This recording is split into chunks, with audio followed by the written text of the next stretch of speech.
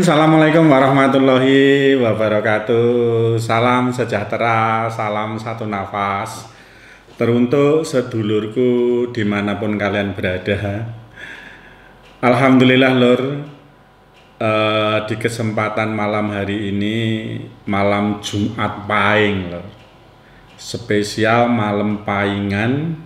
Kebetulan di lingkungan Padepokan juga ada satu acara yang mungkin di wilayah sedulur-sedulurku masih ada acara yang sama, nguri-nguri budaya, yaitu jenenge bersih desa Lur kalau di kampung saya. Ya, baru ada bersih desa, kegiatan-kegiatan ritual yang dilaksanakan oleh masyarakat khususnya lingkungan Padepokan. Pada umumnya mungkin masyarakat di luar sana yang masih mengikuti intinya nguri-nguri budaya Lur. Sehingga di kesempatan spesial malam Jumat Pahing ini gerimis Lur, seperti biasa udian. Kita akan mengupas yaitu tentang jin pendamping atau kodam pendamping Lur. Kodam ini belum tentu jin loh, jadi sedulur-sedulurku di luar sana nanti pahami dulu, kita berbagi. Jika ada sesuatu yang mungkin kurang pas, kita saling mengisi, kita saling memberitahu. Semoga apa yang kita sampaikan itu bisa bermanfaat buat sedulur-sedulurku di luar sana. Kodam itu sebenarnya bahasa Arab. Kodam itu bahasa Arab, bukan bahasa Jawa.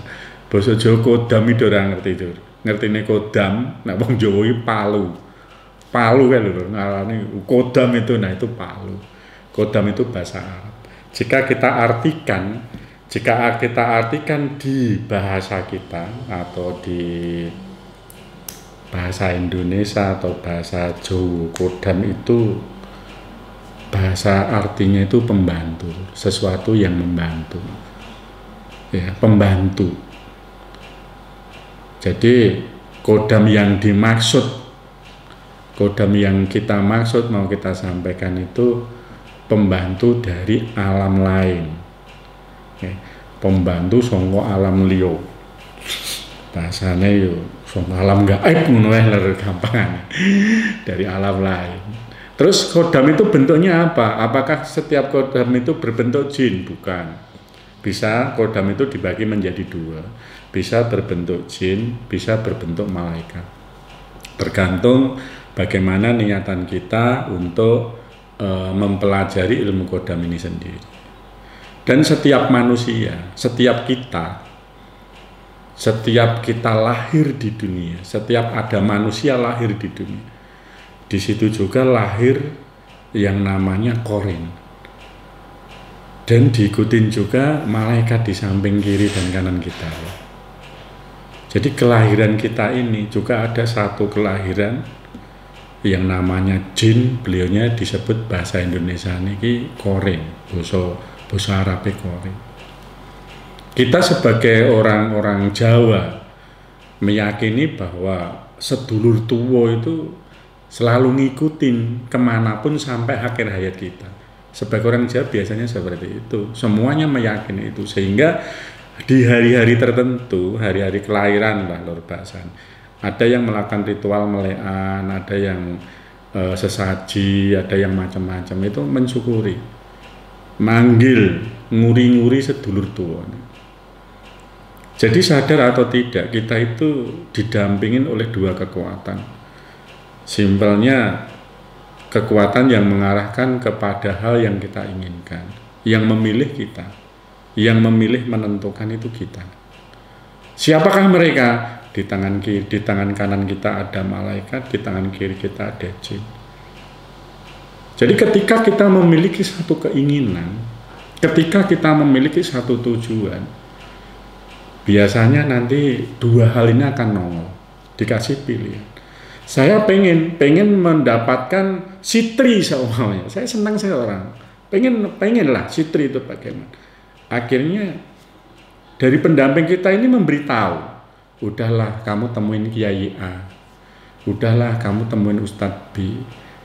Si kiri sama, Dia juga bisikin, udahlah sana ke tempatnya Mas Warno, saya kan jadi dukun nanti.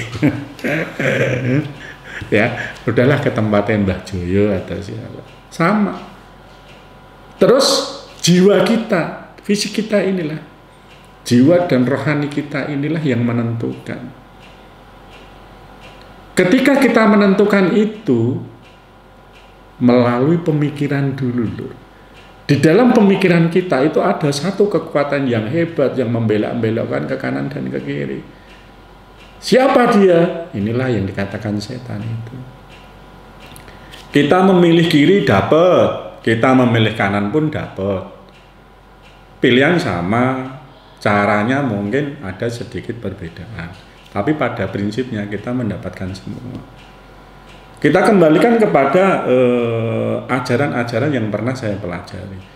Bahwa kalau kita pengen sesuatu kehidupan kita enak, sesuatu kehidupan kita tidak mendapatkan musibah dan lain-lain, kita harus mau nguri-nguri sedulur tua kita ini. Siapa dia? Ya seperti yang tak sampaikan tadi. Kalau ajaran Jawa di situ kita didampingin sedulur papat 5 pancer, pancernya kita ini 4 kanan dan kiri, kiri 2, kanan pun 2. Pilihan ditentukan oleh pribadi kita. Ada kadang satu pertanyaan yang menggelitik. Kenapa kodam jin ataupun lainnya itu mau membantu kita? Ya, jin itu mau mendekatin kita. Ada beberapa hal yang mereka inginkan. Yang pertama, jin itu pengen menyesatkan kita, pengen membelokkan kita kepada hal-hal yang mungkin akan merugikan kehidupan kita baik sekarang maupun besok. Yang pertama. Yang kedua, jin itu mencintai kita loh. Ada loh. Dengan laku-laku tertentu, jin itu bisa mencintai kita. Karena apa? Kehidupan jin di sana itu sama seperti kehidupan kita, berkelompok, punya nafsu, seperti kita lah. Yang membedakan hanya dimensinya aja. Ya, ingat, 1, pengen menyesatkan, ya kan? 2, karena mencintai. Yang ketiga, karena ingin mendapatkan sesuatu dari kita. Jin itu membutuhkan sesuatu dari kita, ingin mendapatkan. Contoh, orang-orang mencari pesugihan, dapatkan sesaji dan lain sebagainya, sehingga ngajak kerja sama jin tersebut. Yang terakhir apa? Jin itu mengagumi kita loh. Jin itu ada, kita itu kayak orang-orang di lingkungan kita juga ada. Jin itu mengagumi kita. Orang itu kok seperti ini ya. Dia mengagumi, memerhatikan kita, membantu segala hal yang kita butuhkan, tapi di luar pengetahuan kita. Jadi hal-hal itu yang diharapkan, atau bagaimana kodam membantu kita dengan cara-cara tersebut. Jin maupun lainnya yang namanya kodam itu membantu manusia dengan cara apa? Yang pertama, dengan cara mempengaruhi. Mempengaruhi untuk apa? Ya tadi saya bilang, biar orang itu senang dan lain sebagainya, itu dengan mempengaruhi. Yang kedua, memberikan satu kekuatan kayak ilmu hikmah, kayak asma raja dan lain sebagainya. Yang ketiga, menyakiti lor, kayak tenung, santet, ya kan? Dan yang terakhir apa? Memberikan kita sesuatu kekayaan. Kayak apa? Pesugihan dan lain sebagainya.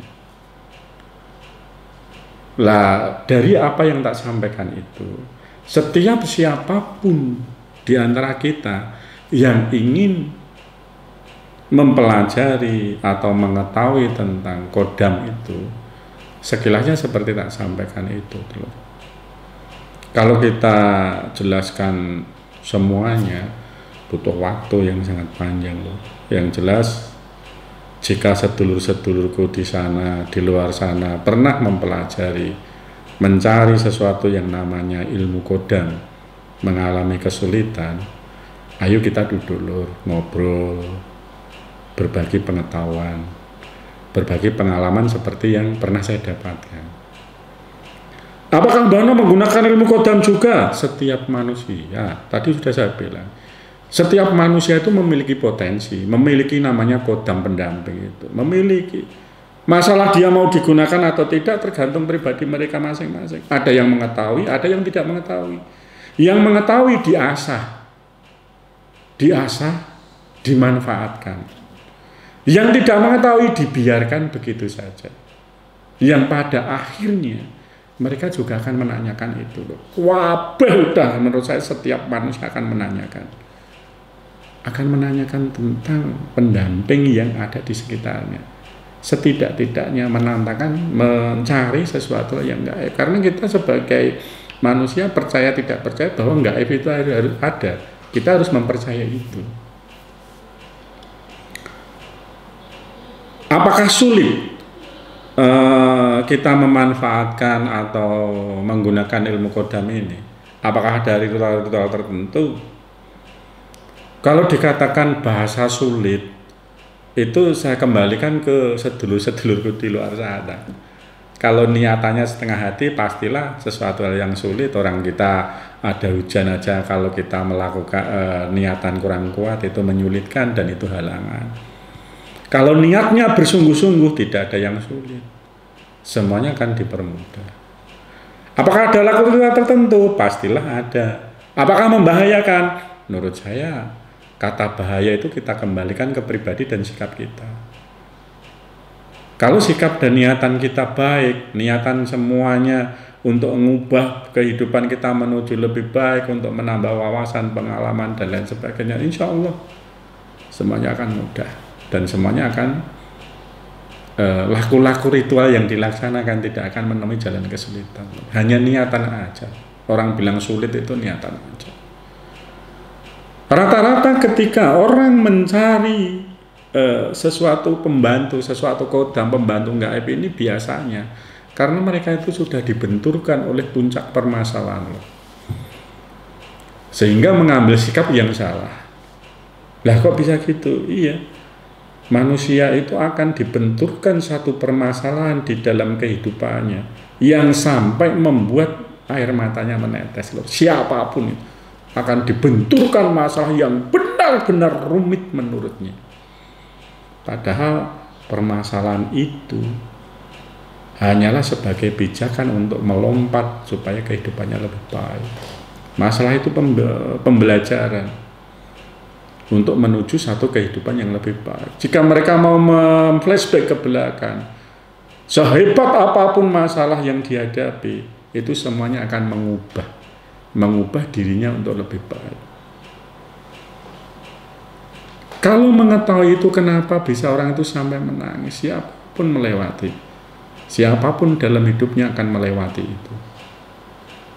Untuk itulah ketika sedulur-sedulurku di luar sana merasa kehidupannya baru di titik terendah, syukuri nikmat itu. Ingin menangis, menangislah, syukuri. Kenapa harus disyukuri? Di saat itulah sedulur-sedulur mengetahui siapa sih orang-orang yang bisa mensupport saya selain Tuhan saya. Siapa sih yang mau mendekat ke kita? Di saat orang sudah meremehkan, semuanya mengabaikan, semuanya membiarkan, kita merasa tidak ada apa-apa. Itu kalau kalian sudah merasakan itu, lur, seharusnya bersyukur. Alhamdulillah, inilah langkahku yang terakhir untuk menuju kehidupanku yang lebih baik. Seharusnya begitu, tapi mereka nggak bisa. Karena terjebak pada satu pemikiran, yang salah. Sehingga orang itu tidak ingin melepaskan permasalahannya, tapi memikirkan. Masalah itu dipikir, terus nggak ada habisnya. Mau tidur mikir, makan mikir, bahkan tidur susah.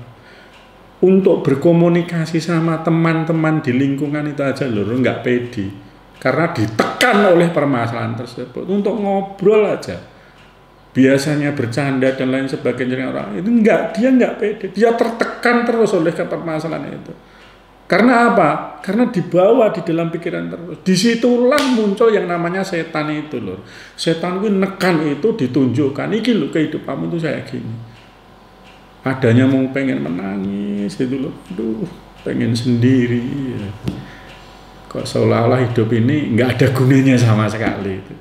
Seolah-olah saya itu mau melakukan apa itu sudah benar-benar di puncak loh. Ya. Nah, itu nanti kamu baru merasakan bagaimana kodam itu membantu kamu. Baru merasakan bagaimana dia akan melepaskan kamu dari permasalahan tersebut. Kamu dibiarkan untuk perang dengan sesuatu yang namanya setan tadi loh. Ingat satu hal, setan itu tugasnya hanya memberikan rasa was-was, rasa khawatir, rasa ketakutan yang berlebihan di dalam diri manusia. Jadi kalau kamu memiliki rasa itu, kamu baru berperang melawan setan, menang atau kalah, dikembalikan kepada pribadi kamu sendiri. Menang atau kalah ditentukan oleh sejauh mana pengalaman kehidupan kamu, latar belakang pendidikan kamu, lingkungan kamu, keimanan kamu, ditentukan semua oleh itu. Jika kamu menang melawan itu, kamu akan tersenyum. Ya Allah, di balik kamu menangis, di balik kamu bersedih, di balik kamu pengen mengadu ke siapa, kamu nanti akan ada rasa senyum sedikit loh. Alhamdulillah ya Allah. Ternyata yang datang ke kita loh, malah orang yang benar-benar kita abaikan kadang. Malah benar-benar orang itu tidak ada di dalam kehidupan kita. Dia datang tiba-tiba, mengulurkan tangan, menolong, membantu kita dengan sepenuh hati.